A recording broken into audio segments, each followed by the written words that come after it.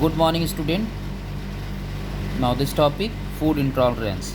Food intolerance is more common than food allergy. Food intolerance is a term used widely for varied psychologically response associated with a particular physiologically response associated with a particular food. In simple word, food intolerance means the individual elements of certain food that contain be properly proceed and absorbed by our digestive system. Some person can tolerate a reasonable amount of the food, but if they eat too much or too often, they get symptoms of food intolerance because their body cannot tolerate ultimate amount. Food intolerance comes or gradually, not frequently. It is not life threatening. It means कि जो food एलरांस होता है, इसको खाद्य allergy means इसको हम allergy भी बोल सकते हैं। और ये क्या होता है, ये जो फूड इंटॉलरेंस होता है, ये ऐसी चीज़ होती है जो हमारे किसी विशेष प्रकार के खाने से हमको एलर्जी होती है। किसी एक खाने को, जैसे सारे मील से नहीं, किसी को मशरूम से एलर्जी होती है, किसी को गोभी से एलर्जी होती है। इसी तरीके से देखते हो कि बहुत सारे ऐसे फूड्स हैं जिसको खाने से लोगों को एलर्जी होती है, उसमें खाने के बाद उनको प्रॉब्लम होती है। इट मीन्स उस मील को, उस फूड को उनका डाइजेस्टिव सिस्टम क्या करता है, पचा नहीं पाता।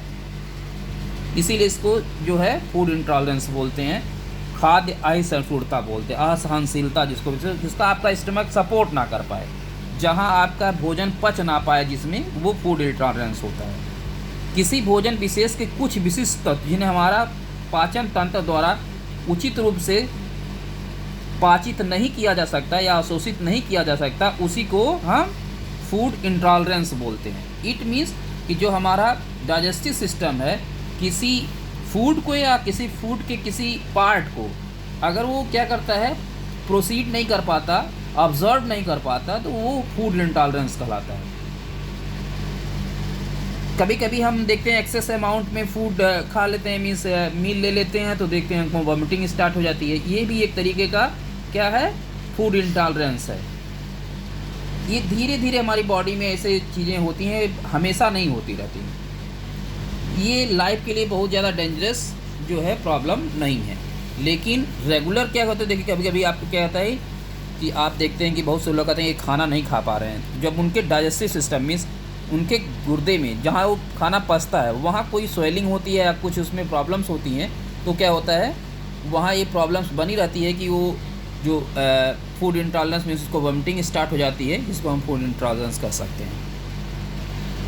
आगे दिया है कि इसके कॉजेज़ क्या हैं, the causes of food intolerance. Food intolerance is caused by part a complete absence of activity of the enzymes responsible for breaking down or absorbing the food elements. These deficiencies are usually innate.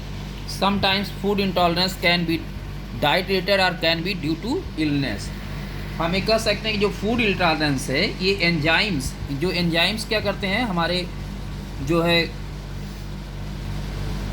क्रियाकलापों की कमी अथवा पूर्ण अनुपस्थिति के कारण उत्पन्न होते हैं, जो भोजन के तत्वों को तोड़ने तथा अवशोषित करने के जिम्मेदार होते हैं।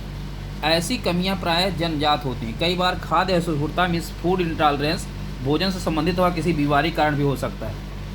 मीन्स अगर एंजाइम्स नहीं मिले हमारे बॉडी में, अगर वहाँ वर्क नहीं करेंगे, एंजाइम्स का काम होता है कि जो फूड हमारे डाइजेस्टिव सिस्टम में उसको तोड़ने का काम करता है, उसको अवशोषित ऑब्जर्व करने का काम कराता है। तो ये जन्मजात भी मिलता है, अगर जब नहीं होता तो ये प्रॉब्लम्स होती है। और कभी कभी भोजन भी जो मील्स लेते हैं उससे भी हमको ये सारी प्रॉब्लम्स आ सकती हैं। ये काजेज़ होते हैं फूड इंटॉलरेंस के।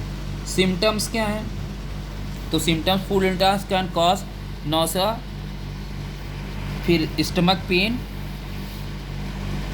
Vomiting, gas, cramps, heartburn, headache, nervousness etcetera many modes. अब इसको हिंदी में कह सकते हैं, खाद्य जो फूड इंटॉलरेंस के कारण हमको मतली आती है, जैसे कि तो आपका हल्का सा लगता है कि वॉमिटिंग होगी, लेकिन होती नहीं।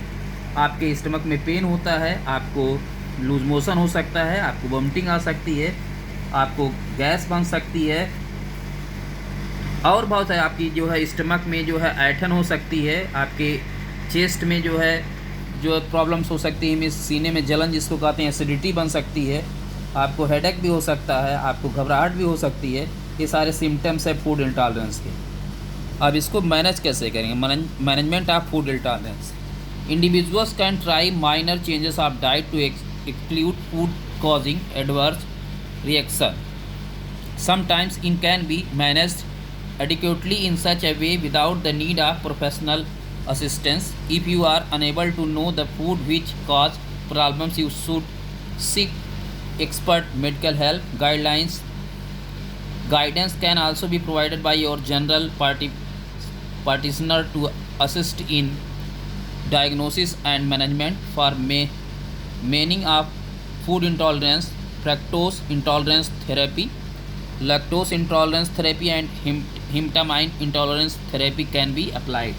It means कि इसका जो मैनेजमेंट हम करेंगे, व्यक्ति के आहार में ऐसे छोटे छोटे बदलाव के प्रयास कर सकता है या छोड़ा सकता है जिससे उसे स्पष्ट रूप से प्रतिक्रियाओं का सामना करना पड़ता हो। कई बार इसका प्रबंधन बिना किसी विशेषज्ञ की सहायता से लिया जा सकता है। जैसे हमको पता चल जाए कि हमको किस खाने से जो है इंटॉलरेंस हो रहा है, हम उस खाने को छोड़ दें। हमको पता चला कि अगर मशरूम जिस दिन खाते हैं हमको वोमिटिंग होने लगती है तो मशरूम छोड़ दें और उसको चेक करा लें, डायग्नोस करा लें कि ऐसा क्यों हो रहा है। तो अपने से भी मैनेज कर सकते हैं कि जिस चीज़ से आपको प्रॉब्लम, जैसे क्या आपको अगर इस समय ठंडा खाने से ठंडा मीन्स कोल्ड टाइप की जितनी चीज़ें होती हैं उसको खाने से आपको गले में खराश हो जाती है या चोक हो जाता है आपका गला, तो ऑटोमेटिकली आपको ठंडा नहीं खाना चाहिए। यही चीज़ें होती हैं, उसके थ्रू हम इसको मैनेज कर सकते हैं। यदि आप यह जानते में असमर्थ हैं कि कौन सा आहार आपके लिए समस्या उत्पन्न करता, तो आपको विशेषज्ञ से परामर्श लेना चाहिए। मीन्स अगर आप ये नहीं जान पा रहे हैं किस फूड या किस मील्स में, किस फूड में से आपको ये इंटॉलरेंस हो रहा है, तो अगर आप नहीं जान पाते हैं तो आपको क्या करना चाहिए, अपने को डायग्नोस करा लेना, डायग्नोसिस में जाके डायग्नोस करा लेना चाहिए अपने स्टमक को, अपने डाइजेस्टिव सिस्टम को, जिससे पता चल जाएगा किससे प्रॉब्लम हो रही है। अब इसको मैनेज और तरीके से किया जा सकता है। जो फूड इंटॉलरेंस मैनेजमेंट में आपको फ्रैक्टोज, लैक्टोज, एंटीहिस्टामाइन जो इंटॉलरेंस होते हैं उसका उपचार आपको दिया जाता है। जो इस तरीके के जो प्रॉब्लम्स हैं उसमें आपको क्या किया जाता है, आपका मेडिकेट किया जाता है, आपको अच्छे से आपकी जो है उपचार किया जाता है। ये सारी चीज़ें क्या करती हैं, फूड इंटॉलरेंस को मैनेज करती हैं। Thank you student.